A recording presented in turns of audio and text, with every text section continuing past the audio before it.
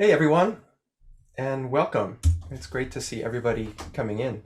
I am Peter Askim. I'm the artistic director of the next Festival of Emerging Artists, and this is a series of workshops that we're presenting for you to help all of us navigate these strange and challenging times. We had our first session last week with 410, and it was just amazing. And we've got lots of really amazing things coming up. I'll post those in the chat in just a little bit so that you can know what's coming up and what to expect. But we're doing things weekly or more events from now through the end of April. Some really great artists coming up. And then we're planning a very intensive festival in June and just starting to kind of dream and scheme about all of those people. And I think you'll be really blown away. So we're always really moved by the great artists and thinkers and workshop directors and kind of thought leaders who join us for these, and we're so happy that you can be here too. So just very briefly, the next Festival of Emerging Artists was a festival that I started in 2013 to help young artists kind of navigate all of the different pieces of making a career in these strange times. So artistic things, entrepreneurial things, interdisciplinary collaborations, and just making great art and making it work for them too. So we started a whole series of workshops in the pandemic, 2 a week from the end of March 2020. Had really incredible artists join us and an incredible audience. And I thank you all for being here. Um, I don't want to hold up too much longer because I know you're all here to get into the nitty gritty of how to make you look good from home, which is basically what we're doing, all of us, all the time now. So I'll pass it over to Kevin, and thanks for being here. I'll post some more things in the chat, and happy to have you. Thanks. Hey there, everybody. My name is Kevin Eichenberg, for those who don't know me. I'm one half of 410 Media. The other half is Evan Chapman. Yeah, we're just a media crew that does video and film for the contemporary classical world, classical world. We sometimes go into the pop world. We like to be everywhere. Yeah, that's kind of our spiel. Last week we did a bit about just kind of talking through the different kinds of videos we do and the different kinds of videos that you can kind of get into as an artist or as a composer or as a musician. And then this week, what we're going to kind of talk about is the specifics of, cameras, lighting yourself, how to light yourself, basically kind of a cinematography 101. So today we'll kind of go over camera 101, talking about angles, talking about what they mean, how we like to interpret those kinds of things. And then we'll talk about how you can light yourself at home with just stuff that you have around. So for instance, right now I'm being lit entirely just by desk lamps. And so we'll talk about that in just a little bit. But the first thing that we'll kind of start talking about is cameras. Now, despite me talking about this first, does not mean that this is the most important part of the setup, which is basically the first question that we get from people all the time, which is like, what camera should I buy? And the answer is, we can't really answer that for you. Or people can't really answer that for you because there's so many amazing cameras that are out there today. I mean, your iPhone can film amazing stuff. And so the biggest thing that we always think through is you can get an amazing camera and film the same things as you've been filming, and it's still going to look bad. It's still going to look like how it looked, when you were on that little camera, except maybe it'll be slightly sharper now, so instead of thinking that way and more thinking of, what you can do to frame yourself better, what you can do to light yourself better, and choices that you can make in a more intentional way. I think that's kind of the main takeaway, hopefully, that you can walk away from this, which is thinking about whenever you're filming yourself or whenever you're, doing a self-tape or whenever you're anything that you're doing with film or you're recording yourself or someone else, thinking of it with intentionality and knowing why you set up a camera somewhere or why you lit someone in a certain way. So having those things and then upgrading your camera or then stepping up in your camera, you'll find a far higher jump in that way. Last thing about this, because I know I've said it enough already. Whenever I started 410 Media, the first thing we did was actually, and honestly, for the first 2 years or so, 2 or 3 years, the only thing we poured our money into was upgrading our lighting. We did that, and just having a plethora of different kinds of lights for different situations. And then after we had been a company for about 3 years is when we finally upgraded our cameras. So yeah, just something to kind of chew on as we talk through things. There are so many options, and filming just with an iPhone can look pretty great. That being said, right now, the fact that this is with my webcam going through Zoom is going to make the quality look relatively bad.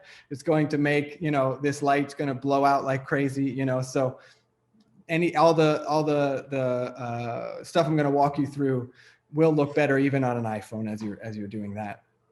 Okay, so let's kind of start with composition. Okay, let's just come all the way back and talk about straight up composition. So I'm going to share my screen for just a second here, and we will look through. Some of you may have heard this before. Some of you may have. This may be first to some of you. We're going to talk about the rule of thirds, which is a rule that is meant to be broken. So this is not a hard and fast rule at all. But as you're setting up your shot, one thing to kind of keep an eye on is this rule of thirds that kind of permeates all of cinema and a lot of composition in general, which is dividing your frame horizontally and vertically in thirds and kind of framing things around that. That does not mean that you need to have your subject on where the thirds interconnect every time. You can center somebody within those thirds. You can put somebody, on that third just like that. You can put the horizon on one of those thirds. It's just kind of a guideline to frame your eyes as you begin to look at composition and you begin to do those kinds of things. Like I said, if you do photography or stuff on your own, this is all super, super familiar to you already. But this is just kind of taking a full step back and looking at the basic stuff. So next time you're watching a film, next time you're watching a TV show, and you look at the images with this in mind, a lot of the images and the compositions that you're going to see are going to fall upon this rule, which is the rule of thirds, and playing with that. So if you think of that as just a starting point for where you want to place your subject in the frame or where you want to place yourself in the frame, is kind of a good place to start. So the second place to kind of go from there is our angle choices, or camera angles, or shot type. So obviously we have close-ups, we have wides, we have mediums. But what I see a lot of the time with a lot of video that I've seen from people is that sometimes there's not that much diversity of shot type. You might have a semi-wide, a medium wide, and then a medium, and you just cut between those two. Or maybe like you have a medium and then you have a camera, like a shot from the other side that's also a medium, or it's also a wide, or it's a wide, but they're really similar. And so having a diversity of shot types can really help kind of make it feel like you have a little bit more production value going.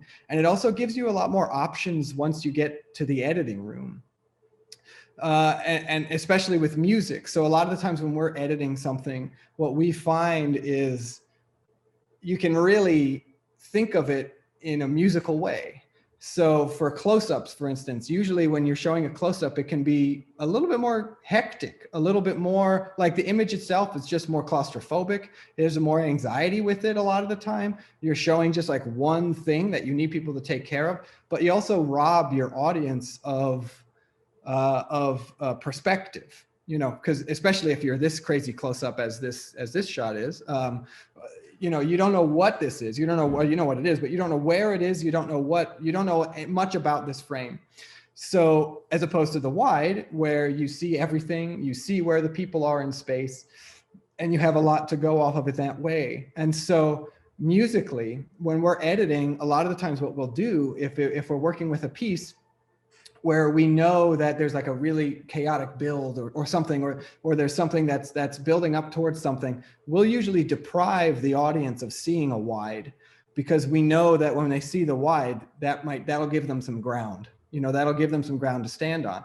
So we'll stay with closes, we'll stay with mediums, we'll do something like that. And then once we get to that, we go over the cliff and we get that 5-1, although not that often with music that we're working with do we get that. When we get that final kind of like, here we are, then we'll give our audience the wide, because then it just helps to accent the music. So thinking of your shot type, in a musical way and not just in a practical, okay, this looks cool, which is also great though, because sometimes you make choices because it looks cool.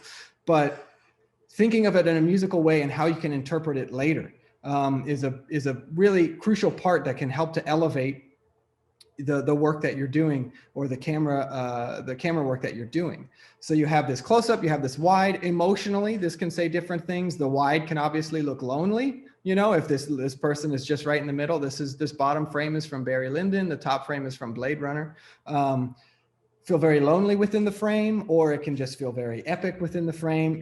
Just thinking emotionally about what each of those shot means, as well as how they can edit together in the context of the piece that you're working on or that you're filming.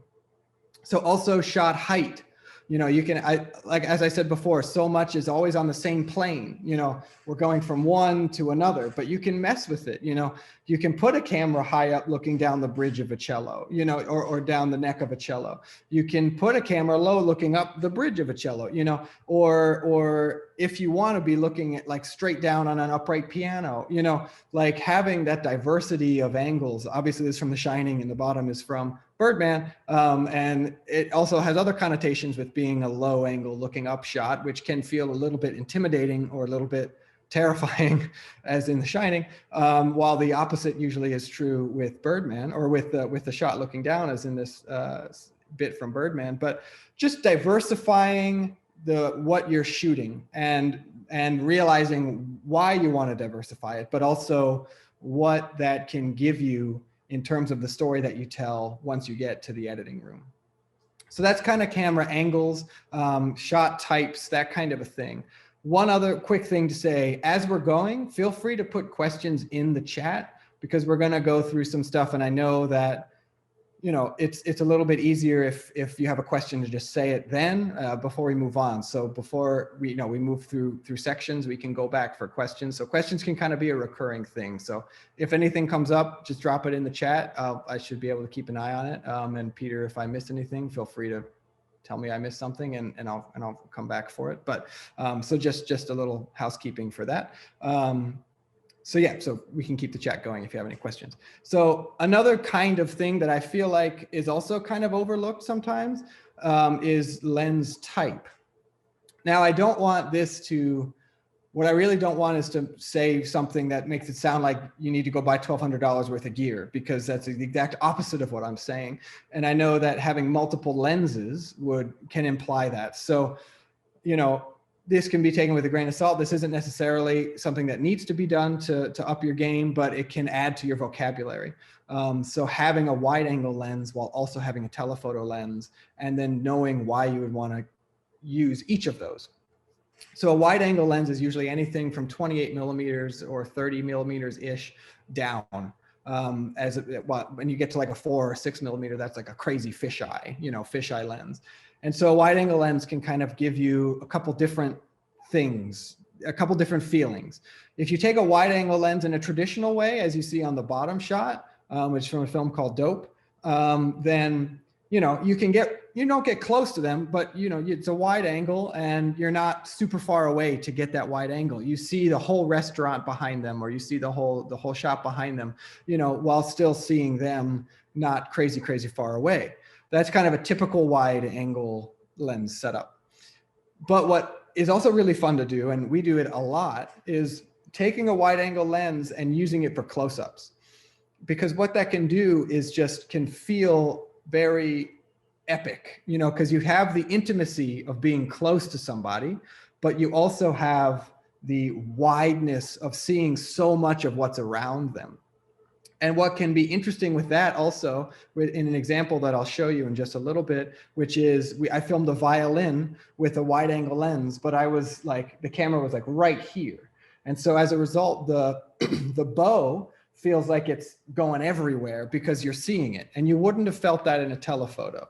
We'll get to that in a second. But so wide angle lenses used close can give you a really interesting feel as well as a more traditional way of using a wide angle lens. And this is in kind of stark contrast to a telephoto lens, which obviously is a zoom lens. It's a really long focal length. The telephoto is usually 85 millimeters and above. And that basically just takes obviously it's a narrower lens, but it takes that wider frame of reference and just narrows it. So as you can see here, you're really not seeing much of their background. It's pretty narrow. You're just focused on them. So a telephoto can kind of get you to ignore if you really want someone to focus in on one thing, then using a telephoto gives that different kind of feel. And it's a different feel. It's hard to articulate the different feel that it has. It's not just a wide and a close, which it might feel like that right now, but using these different kinds of focal lengths can have it's like this subliminal feeling to it. So I'm about to show you a GIF. This GIF shows you, it runs through all of the different focal lengths from, I think it's 20 up until 200. And you can see what that distortion does to a face in a portrait. So all the way at 20, it feels like his nose is the most prominent part of his face. And then when you get all the way out to 200, he's much more flat. And that's because with a 20 millimeter lens, which is that wide angle lens, you have to be physically closer. And as a result, the camera feels more of the circular nature of something like a face, but also the nose is just physically closer, a significant amount closer in relationship to the sides of the head to the camera, because the camera has to be so much closer. But if you're on a 200 millimeter, that camera is going to be across the room. And as a result, the difference in depth between the nose and the ear is almost nothing compared to the distance the camera is. I know that's a little bit complicated and you don't necessarily need to understand it, but looking at this can kind of show you what subliminally you kind of feel when you look at these different kind of focal lengths. And you wouldn't usually use a wide angle lens for like a portrait like this. Portraits are usually somewhere between a 35 and an 85. But you can see the difference between a 200 millimeter, which is very flat. It feels completely flat, and that, as opposed to the 20 millimeter, which feels almost three-dimensional, like he's coming towards it. So using those choices, or using that to decide what you want, which feeling you want for the piece that you're working on, or for, anything that you're filming, can kind of dictate that. And it's just another thing that you can add to your arsenal. So the last thing I'll touch on with cameras here is aperture. And some of you might already know aperture as well, but just to go over it real quick for people that might not, aperture is how much light you let into the camera. So the aperture is in the lens. It's measured by a thing called f-stop. And the lower the number of f-stop, the more light you're going to let in. It functions as the iris of your eye. It's exactly the same thing. When you're in bright sunlight, the iris of your eye gets really small and it lets less light in. When you're in a dark room, the aperture the iris of your light gets really big to let more light in. It works exactly the same on a camera. So if you have an f-stop that's really low, which would be like 1.2, 1.4, 1.8, you're letting a lot of light in. That aperture is really wide. If you're at an f-stop that's much higher, like an f9 or an f11 or something, your aperture is much smaller. You're letting a lot less light in. So there's a practical side of that, but there's also a creative choice to make from that, because when you let a lot of light in and you have the aperture wide open with a low number, like an f1.2 or 1.4, your depth of field, which is what is in focus, is much shallower. So on this bottom, on this bottom frame, you can see that all that is in frame is that sliver of the check. And that means that they had a really wide depth of field. They were letting a lot of light in to get that, to accomplish that. Opposite for the top. As you can see, the license plate on this truck is pretty sharp. You can read it. And then back here, they're also quite sharp. And this is from Inglourious Bastards. And so as a result, that f-stop is probably really small. And as a result, your depth of field is much longer. You have a much deeper focus. So you don't have to choose what's going to be in focus or not, because most of your image is going to be in focus. So you can use that creatively in a lot of different ways. You can use that creatively because you only want people to pay attention to one thing. Like in this bottom example, it's very clear. They want you to pay attention to that check, and that's it. Or if compositionally you want to feel the whole space, as in the first one, where it feels like a very dense forest because we can feel the whole thing because it's all sharp and in focus. So it's a creative choice that you can make, that you can work with, and also, like I just said, add to your arsenal. Now, there's a slight complication with both of these, which is obviously if you want a wide aperture, you need it to be dark in the room, but you still want to light it how you want to light it. So you have to work with those kinds of things to get it looking how you want it to look.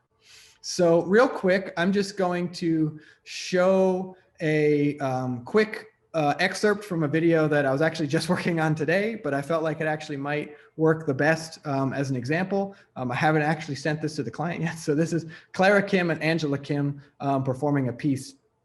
And I'm just going to play this for you now, just the first minute or two, because we actually purposely used a wide angle lens very close to the instruments. And the reason why we did this was because it's a piece called Getting Closer. And it's a piece that's very attacky. It's very not violent, but it's pretty intense.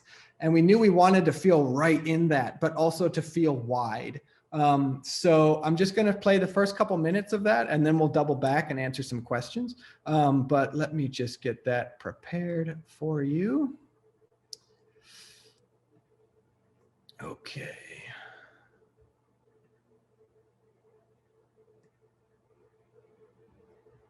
Make sure I'm sharing my sound.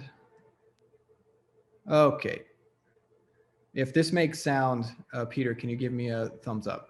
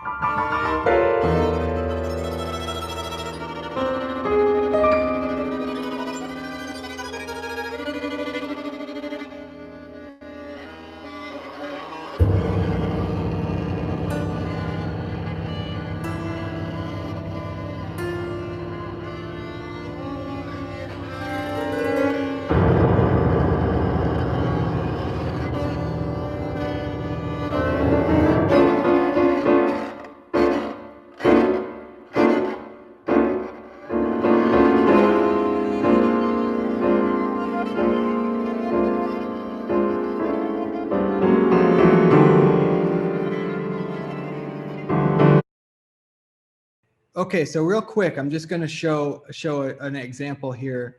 So this is on a wide angle. Okay, so this is a wide angle that was really close. I was probably 6 inches from her.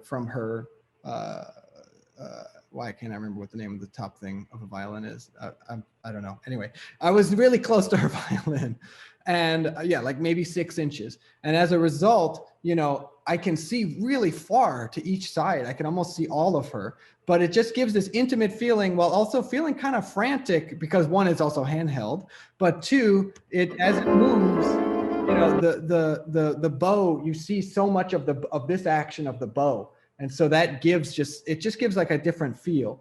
But juxtaposing that with this shot is actually a telephoto.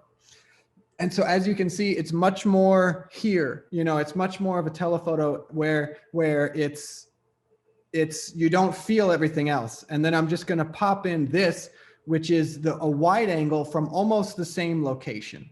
Okay, so this wide angle lets you see more of her while still feeling like we're really close because we have the top of the piano here, like it just feels like we're almost like in this canyon, it just makes anything that's that close to the camera feel much larger. So that was kind of what we were going for with that. And I figured this is kind of a decent example of those different kinds of shots juxtaposed within each other. This is just kind of a normal wide angle, but that was kind of our intention with those kinds of things. So real quick, I'm going to double back to some of the questions here. We got, okay, so how do we choose between telephotos lenses versus low f-stop to control focus? They both seem to do similar things. Okay, yes. So telephoto, definitely when you zoom in on a telephoto, it gives you that depth of field for sure. But it doesn't necessarily give you the more light. So a lot of telephotos, it's rare to find a telephoto that goes really low in aperture, just because of all the mechanisms that are in a telephoto lens. It's harder to manufacture a lens that can zoom, but also be down all the way at like f1.8. There's a couple, but not many. So usually telephotos are sitting at like f2.8, which is still relatively open. And so it's kind of just a different choice. Yes, you're correct that they do a similar feel, but a telephoto is going to feel much more, your option is going to be that narrow view. That's going to be the option. You can do the narrow feel, and that's really it. As opposed to a wide angle lens, usually those can be at pretty high apertures. So that gives you the option to do something like I just showed you, where you have, you can be close up on something that's wide angle, but you can still have that aperture control. So it's definitely a choice that you can work with, but those are the biggest things I think between the two of those. And then we have, would you approach filming a recording session, audio being recorded at the same time, differently from filming a regular music video? And if yes, how? So in terms of the approach of how we would light it or how we would film it. Okay, so lighting it, the answer would be no. We would light it pretty much the same way. But the biggest thing is that if we're filming like a recording session with the audio being recorded, usually we know that we need to pick our camera locations and leave them there because we know we're going to need to have takes from every angle that are usable. And then that will sync because then after the fact, they might use take 3, take 8, and take 28 for different sections. And if we don't have take 28 from the close-up angle synced, then we're screwed. So it limits us a bit in terms of how we can film things. So if somebody has pre-recorded audio and they have like a click right at the beginning and we know that it's going to sync for the whole thing, we have complete freedom. We can do anything we want. We can film as many angles as we want because we know every time we redo it, it's going to be in sync and it's going to work. And so it's much more freeing to work with audio that's already been recorded, but it's definitely possible with audio that is being recorded at the same time. But those are kind of the biggest differences. And to be honest, with that in mind, it does slightly adjust things. Like we know we need to put light stands where we won't see them on every angle, or we know we need to be more choosy with our camera angles as opposed to like having one that we know is only going to work for this one section of the song. We can capture that when we know we have infinite number of times to go through it. But if we don't, then we can't do that as much. So hope that kind of answered that question. But yeah, so now we can move on to talking about lighting.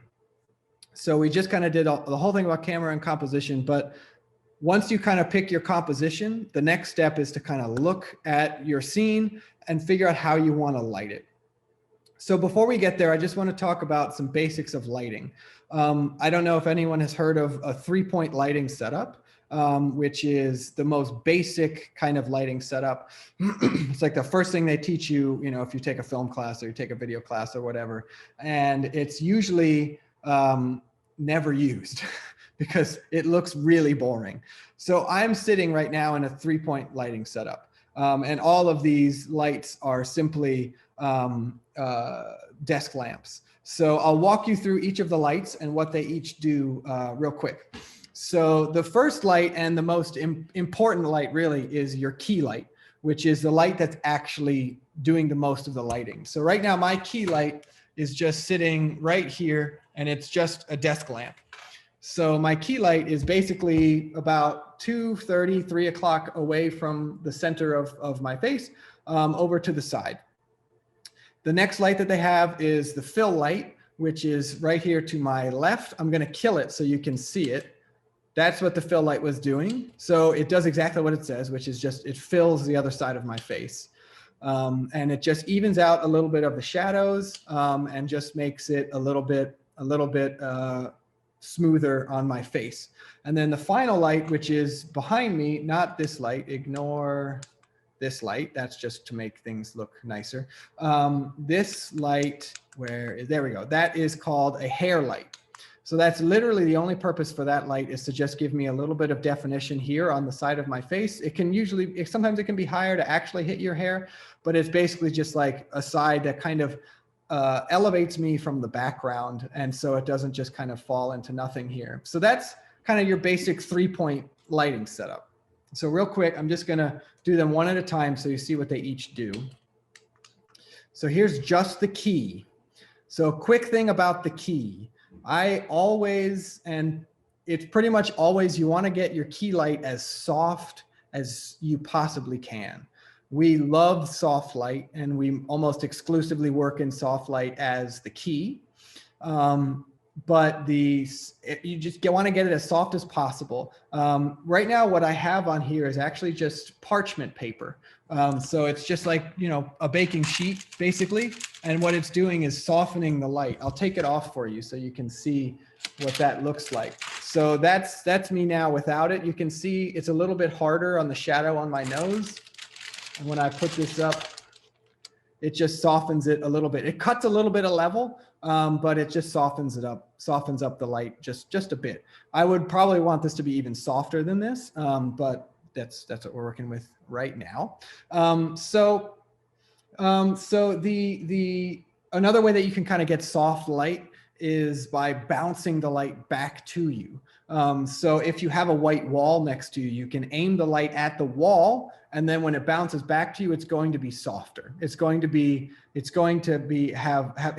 hard. And I got a question here that says, what do you mean by soft? And it's exactly that. This shadow is much harder. It's much more of a straight line there's no real gradient to this shadow. This shadow is just shadow, no shadow, right? So that's called hard light, which is usually just a bare bulb. Like if you put a bare bulb up next to you, that's going to be a hard light because there's nothing to occlude the light. Okay, so then if we put this up,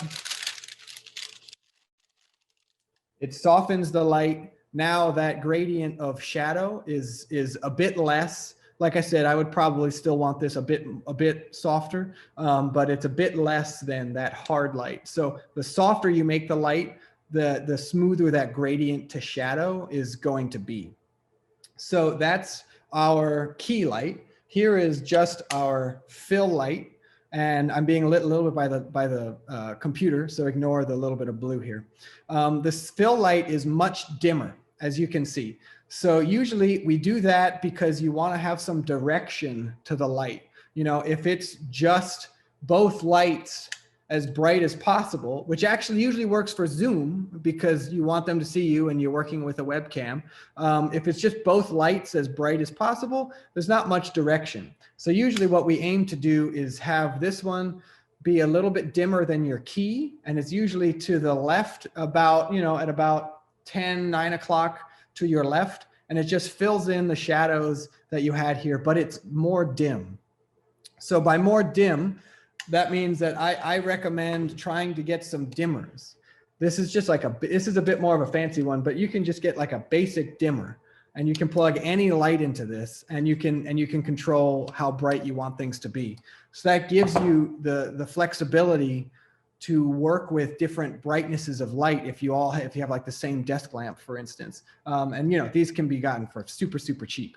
And with any normal desk lamp or any normal bulb in general, dimming them will give you that capability. So, okay, so then we have this, and then getting to the hair light. As you can see, once again, this is all from the computer. Here, I'll dim it, and then I won't see you. So the hair light is it's literally just lighting this. It's barely touching my face.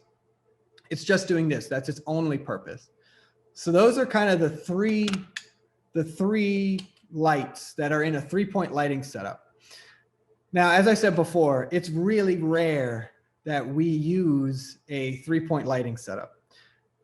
And it kind of goes back to what I said at the beginning, which is we pull a lot of our inspiration for the videos and the stuff that we like to work on from film and from cinema. So I'm just going to share my screen again real quick. Whoops.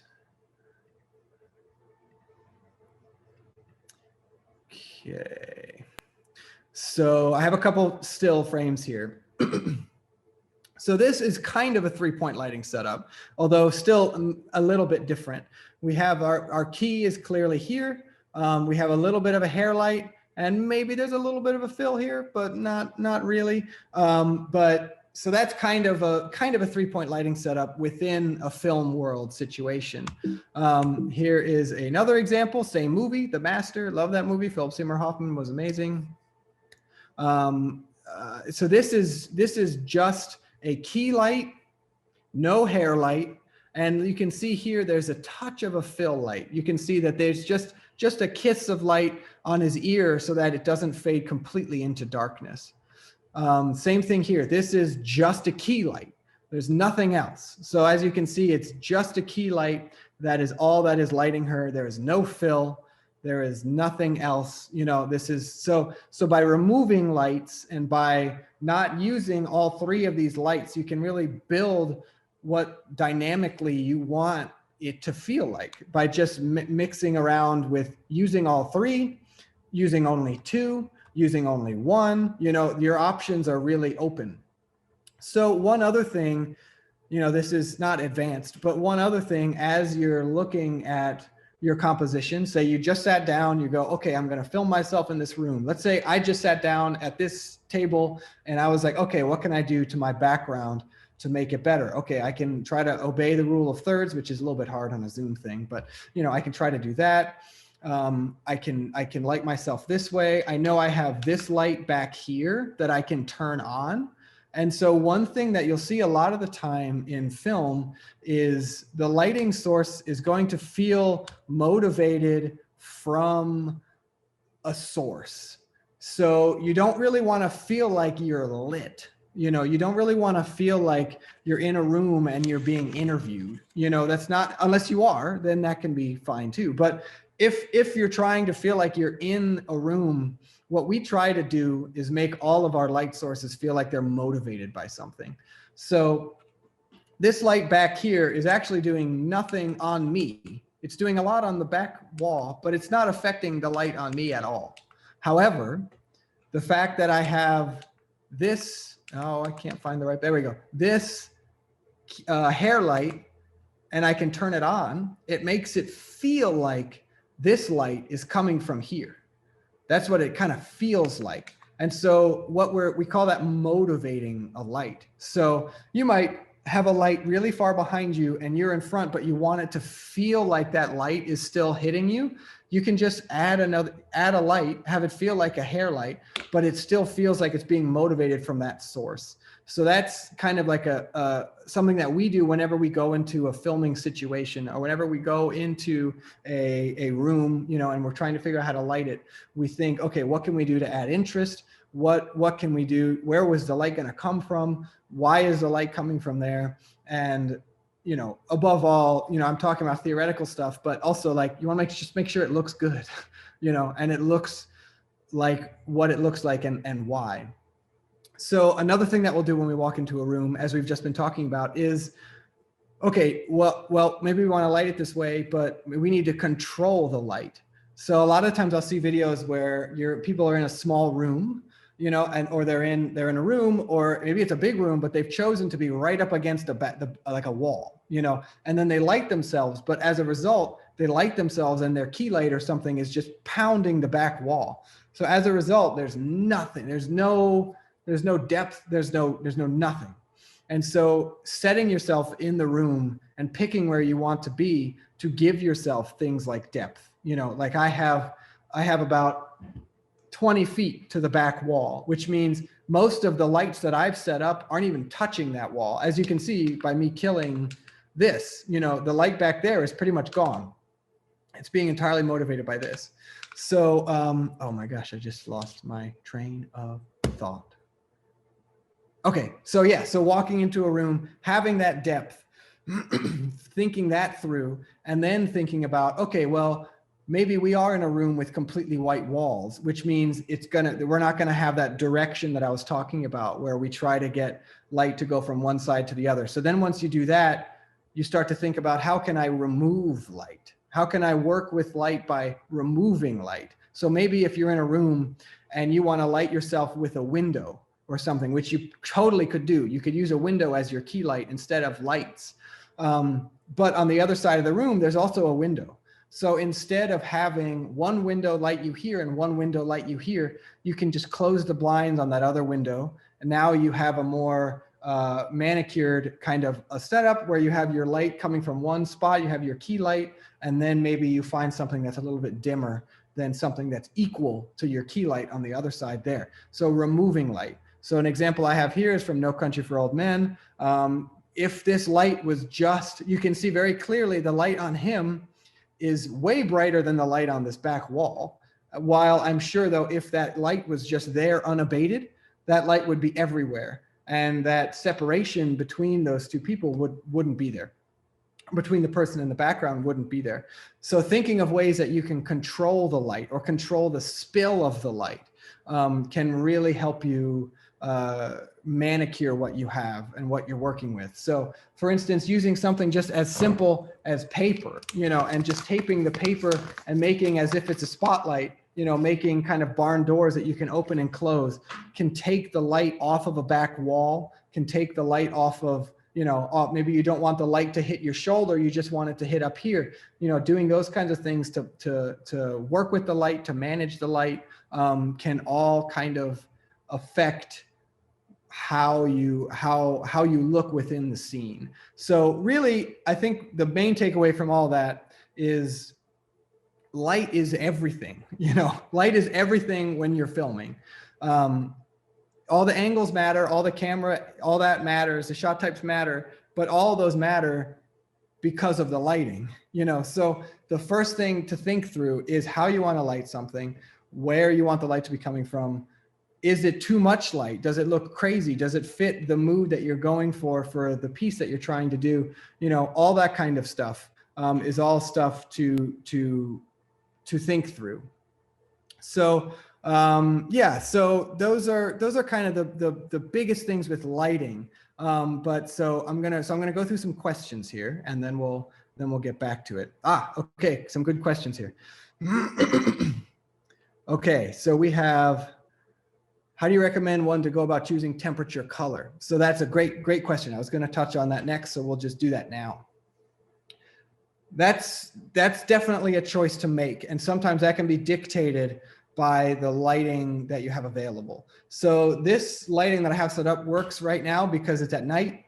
I don't have any daylight coming in. I don't have any other light colors to worry about. So if you're working with daylight, which is color temperature is measured in Kelvin, and so daylight is usually 5,600 Kelvin approximately, and lights like this that are very warm and like kind of your lights that you have at home are usually around 3,600 Kelvin. So warmer light, the lower the number, colder light, the higher the number. Working with them for like an interview is usually, that's lighting the subject, is usually something where we'll keep all of the color temperatures the same. And if we have a window behind us or something, we'll just try to make it so that that syncs up with our key or with our actual lights that we're using to light people. But sometimes using that dichotomy can be really interesting. So a lot of the times what we'll do is we will, let's say we are lighting people with daylight balanced lights.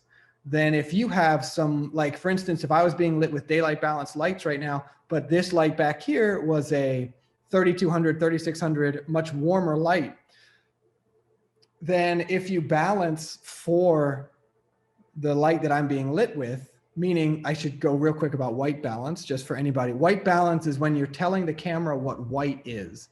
So if you're filming at night and I'm being lit by very warm light, you need to tell the camera that you are doing that, because then it will interpret white correctly.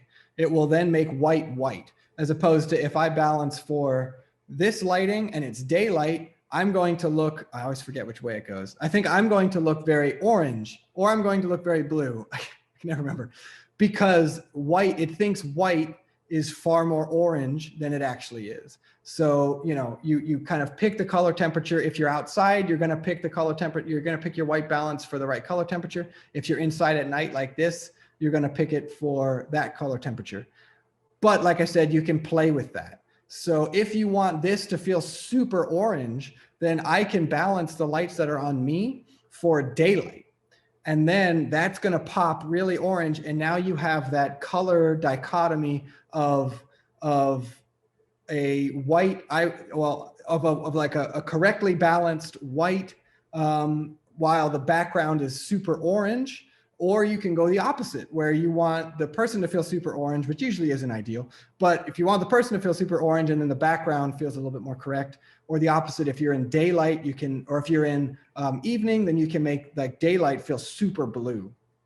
So that's kind of a long, more complicated answer than choosing a simple question like choosing color temperature. Usually, if you're choosing your color temperature, you want to go with what you're being lit by. You want skin tone to look correct. So if you are being lit by 3200, you should balance to 3200. If you're being lit by the sunlight, that's 5600, you should balance for the sun. But you can play with it. So experiment a little bit. That was a long-winded answer. Okay, so we have another question. All these examples have key to the subject's right, fill to the subject's left. Is there a psychological or aesthetic reason for this? No, it kind of was just a coincidence, and I actually didn't realize that. So good eye. No, there's usually not reasoning for this. It's just a key is going to come from one place, one direction, and sometimes the key can come from straight ahead. Sometimes, if you want that look, if you want that like fully lit, like kind of like high fashion look, because that's also another kind of a lighting style. But no, I didn't intend for that. Elizabeth said that we cannot see you, but I'm assuming you can see me now. I'm assuming that question is gone because that was 10 minutes ago. At least I hope it is. Okay, next, can you speak about how best to use natural light to your advantage? Yes, absolutely. So natural light can be tough. It can be tough to work with. So usually what we'll aim to do, because a lot of the one advantage to higher end cameras is that they treat highlights better. So for instance, as you can see right now, this light back here is completely blown out. There's no, and by blown out, I mean the camera is not perceiving any information here except for white. It is, when you take this into the editor and you want to bring that down, you can bring it down, but it's still just going to be white because there's no information there. So if you blow out your image, if it's too bright, that will happen. So with like this webcam, for instance, has no hope of doing anything with highlights that are this bright. So usually when you're working, even with our cameras, that are nice cameras, it's hard for us to look directly through windows without blowing out, if you're inside. So usually what we try to do is work around a situation where if we're trying to light someone and we came into this room, for instance, and it was daylight, we wouldn't be facing this way because the light would be coming just blasting in. And we know that if we look into that, it's going to blow out. So instead, we would try to use that light to our advantage without looking directly into it. So we would maybe be more from the side, and we would use that window as our key light, as opposed to, you know, a background interest light. Like, none of these are hard and fast rules. You can do anything, but usually when we're confronting a scene, one thing that can tend to look amateur is if your highlights are just blown out, you know, beyond repair. You know, it's like, I guess they call it like a rookie mistake or whatever. And so usually if we're going to confront a scene like that, we would aim to not have natural light blasting in from a window, like behind the subject or something, but trying to work with it in a way where it's not going to blow out your scene, but it's still, you know, giving you the light that you can use. Okay, is there anything you can do if you are right up against a wall? So if you are right up against a wall, it can be tough. It can be really tough, especially if your back is like right to it. First thing I would say is just do everything you can to not do that.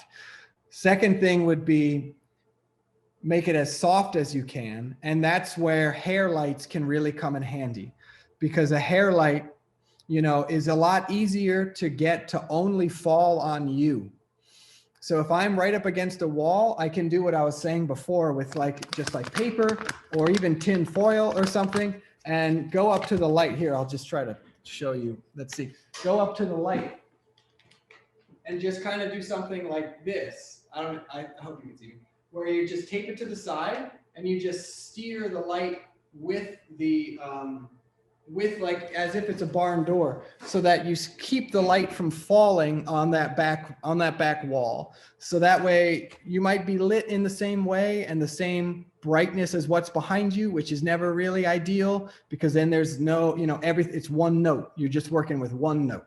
But if you have that little rim, then that can just give you that little bit of like a ping to separate you from that back wall. So I guess that would probably be my advice if you had to be up against a white wall. First step, do anything you can to not be up against a white wall. Second step, try to work with like a hair light to give you a little bit of separation from that background. Next, other question, is the hair light always on the key side? So the hair light is usually opposite of the key side or fill side. Yeah, you're right. Yeah. So it's usually always on the opposite, because that way, I mean, it doesn't have to be, like I said, but if you put it here, then it just kind of ends up feeling like it's coming from the same source. So usually I always kind of put it over here, because then it goes full brightness. We get to the fill side, and then boom, we get a nice little uptick again before we come off of it. Yeah, so that's an answer to that one. So my next thing that I was going to talk about was actually color temperature, which we've kind of touched on already.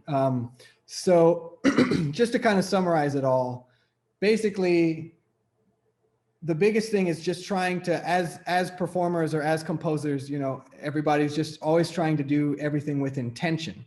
And so basically just taking that same methodology, that same ethos, and applying it to when you film yourself as well, you know, and that can really just elevate what you're filming. It can really elevate your performance. It can really elevate whatever you're trying to present, and thinking through things of like, oh, well, why am I staying on this medium?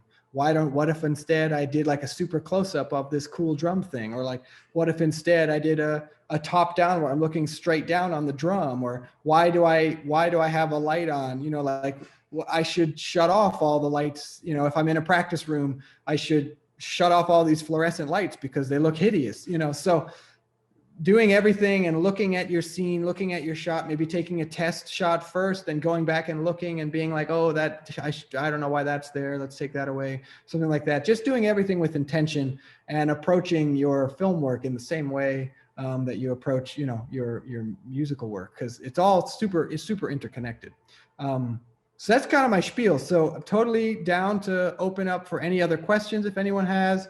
Happy to answer anything. If anyone wants to ask what kind of camera to buy, I'll do my best. But like I said, you'll probably be okay with whatever you got. But anyway, yeah, if there's any questions, happy to open them up. Pascal asked, what kind of shampoo do I use? I think Pascal asked that on the last Zoom thing I did too. So thanks, Pascal. Yes. Okay. So how do you balance angles, shadows, etc. when dealing with multiple people? So adding multiple people definitely complicates things. So I'm just going to share my screen again and go back. Oh, I can do this real quick. What kind of bulbs are you using? So right now, these are just incandescent. I think they're incandescent. I know this one is. It doesn't really matter as long as the LEDs are not going to flicker. Sometimes LEDs can give you a flicker or like a banding. So incandescent, won't do that. And a lot of the newer LEDs don't do that. But we light everything, like our actual film lights are all LED and they work really well. But it's kind of, as long as it doesn't band. And also, one thing, some LEDs don't dim. So some LED bulbs don't dim. Some do, but some don't. So like incandescents, will definitely work with a dimmer. So there's one side of that too. But quickly back to the balancing angles, shadows, etc. with multiple people. So I'm just going to share my screen once again with back to this one, just so I can quickly go over how we lit this one, because this was multiple people, obviously. So what we did was we actually had a large light source up here. Can you all see my mouse? Can you give me Peter, can you give me a thumbs up if you can see my mouse? Yes. Okay, cool. I'm pointing and I wasn't sure if that came through on the screen share. Okay, so we actually, how we lit this is obviously we have one big source right here. And it's they're called light mats. They're just LED panels. And we have two of them right up here. They're tuned for 3200 color temperature, which is why everything's super warm. And they're just basically coming not straight down, but they're coming down, and we angled them a little bit towards camera. So that way we get some of this backlight, but it's also a relatively not big source, but it's probably about 3 feet by 3 feet of light.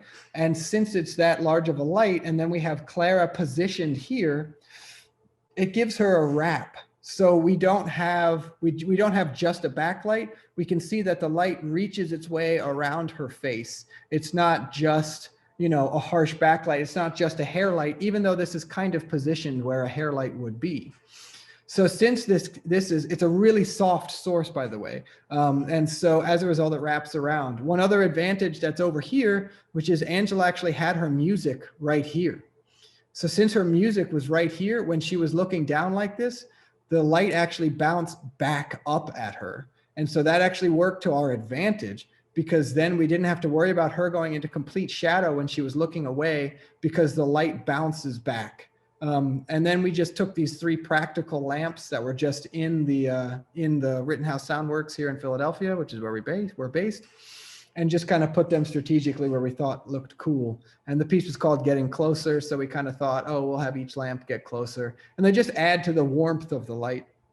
So managing with multiple people can definitely be a challenge, but usually what we'll do is we'll try to find a place for the light to come from, and we'll just try to have that light. We'll position people in a way where the light will wrap around them. A lot of the times what we like to do is use a single source. So we'll use just a key, or we'll use just a hair or something. And so we like to go a little bit simpler. A lot of our stuff is like a little bit moodier. That's just kind of our taste. That might not be your taste. But yeah, it's kind of just about setting up where you want your light to come from, and then positioning people around there in a way that you think will work. Hopefully that kind of answered that question. Okay. There's quite a few. Okay, what are the most flexible, economical lighting instruments for videos? Yeah, I find, there's pretty popular now. I think you're asking just like actual lights that are more than like bulbs and stuff. So they have, what are really popular now are these little 1 foot by 1 foot LED panels. And they work really well, especially if you can soften them, and they're pretty easy to soften. And they also give you the ability to dim them and to bring them up, so you don't have to work with dimmers. And they also let you choose the color temperature. So you can move between warm and blue, or not blue, cold or light. So those little LED fixtures are really great, and there's some really affordable ones. We always buy from B&H Photo Video, which is a great place. They have great prices, but also Amazon, or Amazon maybe is the devil, but use whatever. But yeah, so there's a bunch of different things there that we use, but those 1x1 panels are great. What's also great is we have some long tubes that are like fluorescent fixtures, but they're LEDs. And so you can buy some of those, which can give you a little bit of length with your light. So that way, like for instance, if I put one of those tubes and use that as my key instead, it's just by nature of it being longer, it's going to wrap a little bit more around my face, which sometimes could be what you want. So those are usually really flexible lights to work with.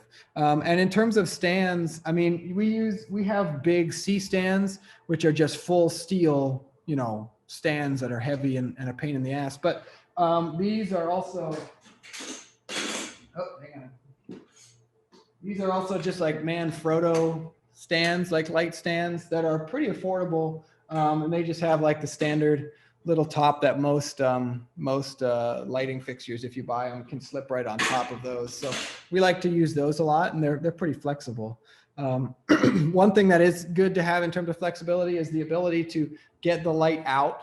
So sometimes you might, if you can find some way to boom the light, you know, if the stand is here, being able to get the light over here. So you can get a little bit like, you know, you can either put something behind somebody, or you can just be at a slightly other angle. So that really helps for flexibility. Okay, newer iPhones have wide angle and zoom. Yes, totally. I meant to bring that up actually. The newer iPhones, especially this one, this is the 12. It has like a super wide angle, which actually is awesome. I actually really enjoy using that, and it gives the very same feel as to what I showed in mine. So yeah, that definitely works, and it has that super wide angle, and it gives that dramatic feel, but it also has a telephoto in it, so you can kind of get both within the iPhone. The new iPhone is not even the new one. The last like 2 years or so with iPhones, it's really nice. Anything you can do to jazz up a live stream, give a more polished look. Several video light gels, feeling a little restricted that it's live. Sure. So live definitely can make it harder, but you can take these same rules to apply to that. In terms of, it's really just like, honestly, if we were filming like a live stream or something, I would approach it the exact same way I would approach a normal, you know, lighting setup if we were to go into a room and be trying to film something.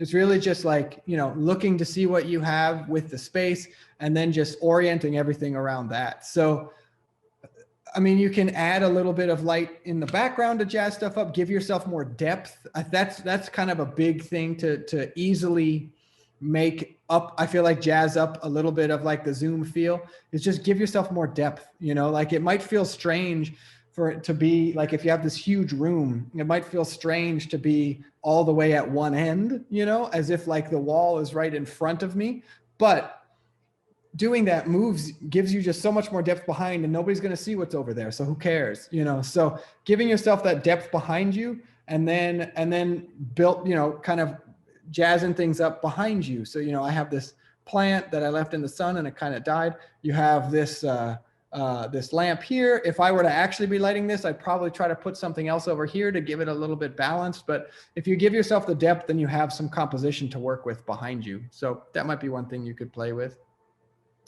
Gels with lighting. So yeah, so working with color is something, it can be a really interesting, fun thing to play with.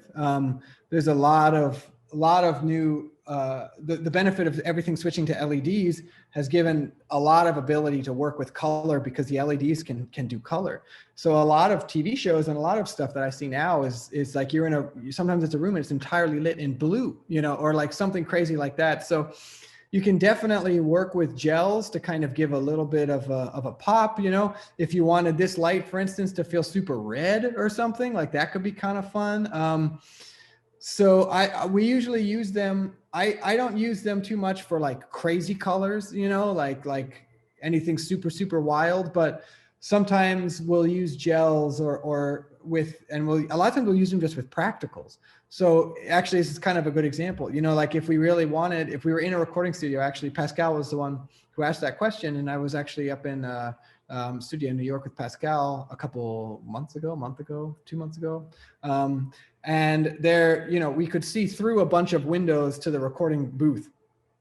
And there was a light, there was like a light very similar to this back there. And I knew that I wanted, because the light I was lighting him with was kind of cold. And so I knew I wanted to get to warm.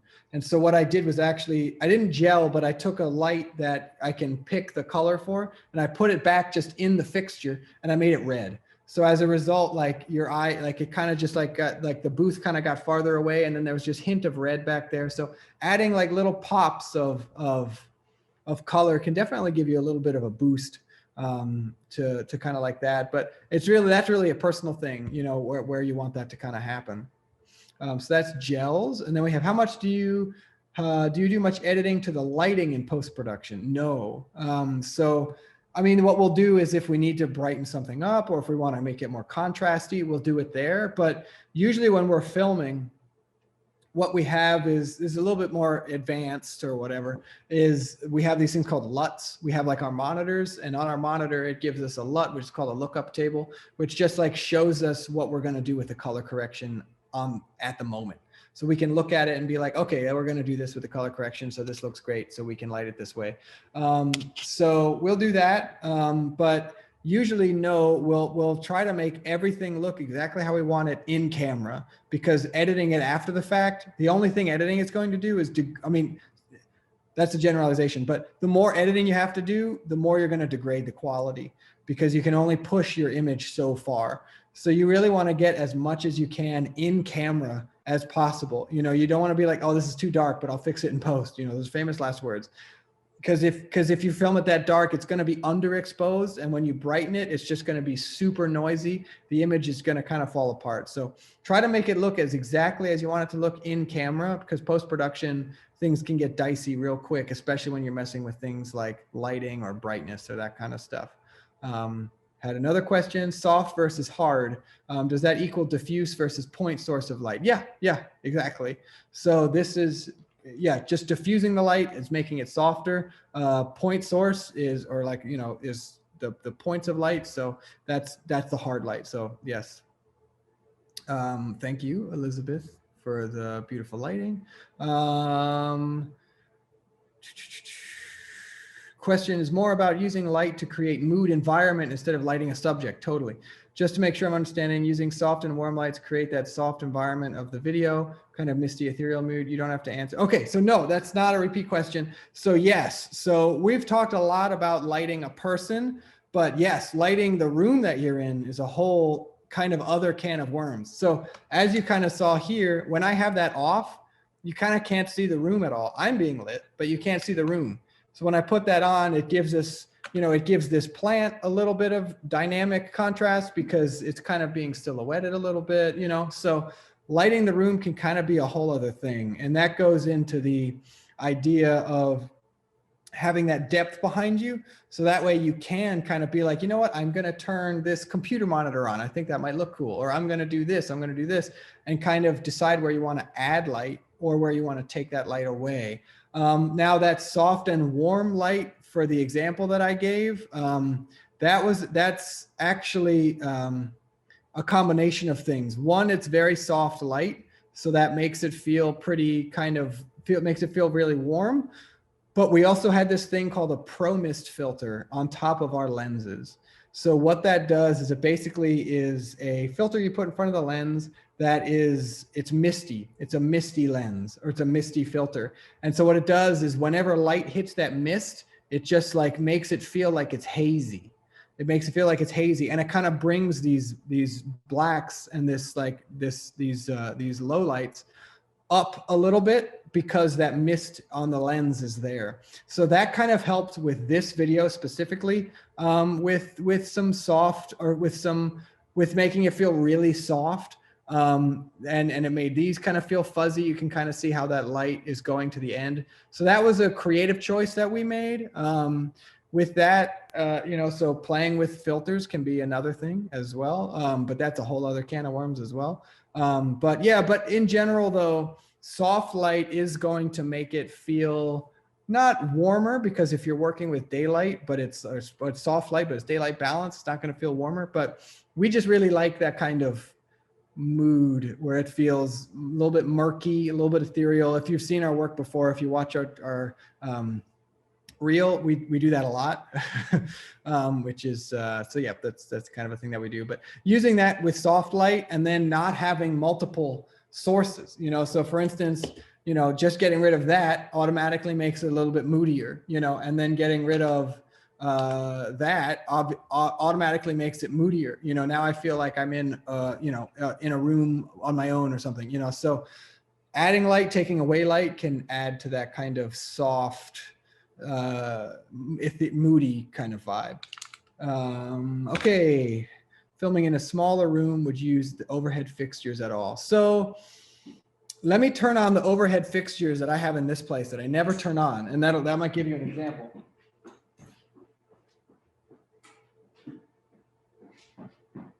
So these are with the overhead fixtures on, and I hate it. It's really ugly, and it's like, they're also fluorescent tubes, so they usually are a little bit, the color temperatures usually never really work. Like I am now the same light, brightness basically as this wall, if not darker. So it just kind of throws everything out of whack. Usually the first thing that we'll do when we go into a space is turn off the overhead lights, and just build from there. That's not always the case. There can be some instances where, maybe they will work. It's kind of a space by space, but usually in a smaller room, especially, just get rid of them because they usually look pretty ugly. I'm going to turn these off again real quick.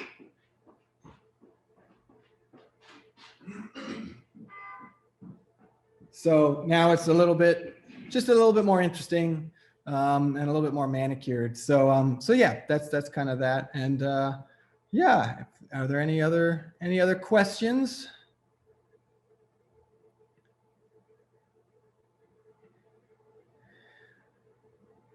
I did say light mats. So light mats is a specific kind of light, where it's from a company called Light Gear. And it's pretty much exactly what I had said before, with like the 1x1 light panels, except this is a 2 foot by 4 foot lighting panel. And it's just all LEDs. You can switch between daylight and tungsten light. And those are honestly our bread and butter. We use those on almost every single shoot that we do. And yes, Pascal, those are the ones with the gridded fabric that you just referenced. So yeah, so they're just ridiculously soft. The bigger the light source, the softer the light is going to be. So like I said, our light mats are 2 feet by 4 feet, and it's all a panel. We have 2 of them. So we put them next to each other. We're gonna have a 4 foot by 4 foot source, which just by nature of it being a big light like that, it's gonna be soft. And then it's already an incredibly soft piece, or soft light. So yeah, so those are called light mats. They're a little bit expensive, but they're really great. Those are our bread and butter. We use those on every single shoot almost. So then, what camera do you prefer to use? So we use Canon C300 Mark IIs. Those are our cameras. We've always just been Canon people, for video cameras. But that's just because we're already in the ecosystem. There are plenty of other fantastic cameras. Sony has some amazing cameras. Yeah, and especially if you're looking at like a DSLR that does video and photo, that can take that might, that is not necessarily Canon. You might not want to lean towards Canon in that way, or you might, it does great work too. But yeah, so it depends on if you're looking for like a video specific camera, then Canon has some really great options for that. But if you're looking for like a DSLR that can do both, then Sony has some great options for that. Panasonic, I don't really like the Panasonics, but some people love the Panasonics. Yeah, so we use Canon C300 Mark IIs. Those are our primary cameras. If you had one dream piece of equipment to recommend, what would it be? It would probably be the light mats that I was just talking through. Those are, if I had to recommend them, you know, they are just, if I could have 10 of them, I would be ecstatic, because they're just beautiful, beautiful, soft lights. And you can literally, we were doing interviews the other day, and, you know, all we had to do was just set one up kind of as a key, one up kind of around the back, and it's just so soft, and it just feels so, it just feels wonderful. So the light mats are really great lights. Don't have to be light mats though. Really, any kind of like LED panel that you can get really soft can be really, really nice. Could you talk about being both videographer and player for a shoot, testing lighting and shots, ways to possibly incorporate motion? Totally. So yeah, so that's a really good question. So shooting yourself can be a challenge sometimes. We do that periodically. Evan and I are both percussionists. So most of the time what we'll do is we'll kind of pick angles that we know are going to be really strong, and then we'll just do a take, or then we'll just like kind of take some video and then come around, check it out, see how it looks, and kind of go that way. Incorporating movement can be a challenge, just because, you know, obviously it's just you and you can't move the camera.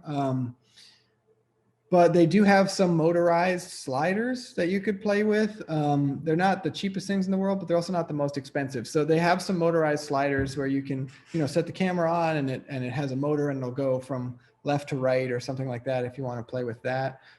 They also, something that you can work with is, this question has come up yet, but I think that's great, which is 4K. I am not a huge 4K person. I think 4K is great, but I also think it's completely overhyped. So if you're buying a camera and you don't want to get a specific camera because it doesn't have 4K, don't let that be the decision. My phone does 4K, and I have a camera that doesn't do 4K, and the camera that doesn't do 4K looks way better than my phone, even though my phone does 4K. 4K just gives you more resolution. So if the image is bad, you just have more bad, you know, but if the image is great, you know, you're going to want to have a great image as opposed to more of a bad image, which is what 4K will do. Not saying you shouldn't not get 4K. I mean, if it comes on the camera, that's great. But something that you can do with 4K that you can't do with 1080 is you can zoom in.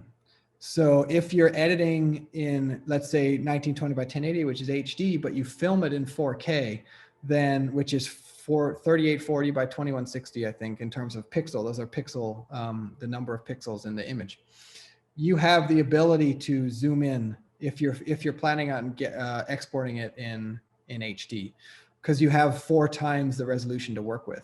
So for instance, if I'm filming a drum set and I film the wide in 4K, and then I'm going to deliver it, then I know that I can zoom in up to 4 times on the 4K image of the drums, and then I could do like a fake digital, you know, pan. So it can feel like there's movement, even though the camera's not moving. You do that in post, you know, and you're not going to lose quality by zooming in because you have the resolution to work with. So that can be one thing that can be examined. But yeah, don't buy a camera because it has 4K. There's the Alexa Mini, which is the camera that they shot, you know, Game of Thrones on. They've shot Lady Bird, so many films that were shot on the Alexa Mini. The Alexa Mini doesn't shoot 4K, and it won, like, it's, you know, almost every Oscar nominated film from the last 10 years was shot on the Alexa Mini, and they were all filmed in normal 1082K. So it's really about the quality of the sensor and the image that it is, as opposed to 4K. And then we got, what brand ND filters used for outdoor shoots? So yeah, that's a great question. ND filters are neutral density filters. Those are they're basically sunglasses for your camera. So they just cut the light that's coming into the camera. So when we were talking about earlier about getting the aperture of your camera really wide open because you want to have that depth of field, you can't really do that when you're outside in bright sunlight. You know, like, you may want to do it, but there's no way you can do that. So what you need to do is you need to put as many levels of ND as you can on your lens to make your lens as dark as possible. So that way you can get that wide open, even if you're working with the sun. So that's what neutral density filters do. So we actually don't have a brand of filters that we like to use because our C300s actually have built-in NDs that we just hit a button and they flick in front. But we've worked with a couple different kinds of ND. Oh, I'm forgetting the brand. I'm going to find it out really quick though. B and H. Oh, I can't find it. It's like a really common brand, but we use them, and I've used them before, and they're pretty great. So really, just any kind of neutral density filter will kind of do it for you. So yes, any remarks on GoPro? GoPros are great. The biggest thing is that a GoPro will always feel like a GoPro because it's that wide angle lens. It's like a really wide angle lens, fisheye, basically a fisheye, because it's an action camera. So they're great for that kind of stuff. But usually we used to use them like 5 years ago or so, but because they're so easy to just like clip to things, like if you have a vibraphone or something and you can just clip it to the side of the vibraphone, it's so easy. But our biggest problem with them is just that they're always going to look like a GoPro, just because of that super fisheye, and that's our biggest reason why we don't use them. But they can do great, but you just have to keep that in mind. Is that no, you're probably not gonna fool anybody with it being not a GoPro. We have, are you working with 180 or 360 these days in terms of like 360 cameras? We are not. So yeah, we are not doing that much. Mostly just because conceptually it's really interesting, but it's hard for us to, we've tried to ponder through it because we've had people ask us before if we do it. And our biggest thing is like, we love to be able to show, with our editing, we get to show people where we want them to look. We get to kind of create it. And with 180 and 360, you kind of put that in the viewer's hands, like, because the viewer is the one who's going to click through and like look at things. And so as a result, it makes it a little bit hard for us to have kind of that control. So I think there's some really interesting things you could do with 360 video. And people are doing really interesting things with 360 video. But we have not exactly explored that just yet, but that's it. Yeah. So that's that. Oh, Todd is saying that the GoPro 4 and 8 are linear now, no fisheye. That's good to know. That's good to know. Yeah, I just haven't worked with a GoPro in a long time, so I'm not exactly sure like what they're up to in terms of the quality of it. But I mean, they can definitely get the job done in certain instances. So we have another one. Any tricks with Christmas lights? Can these be soft and spread out like light mats and affordable? Yeah, you could probably play with that for sure. Like a conglomeration of Christmas lights, kind of just like in a ball, it would definitely be a pretty soft light. And as long as they don't band, sometimes some Christmas lights, when they're LEDs, they can kind of flicker. They can flicker a little bit because they're LEDs, and usually when they're in Christmas lights, they can be kind of crappy LEDs, and so they can flicker. But if they don't, then yeah, they can be a really soft light. That could be that could work really well for sure. Okay. Oh, there. Okay. Any other questions? This has been great. So many questions.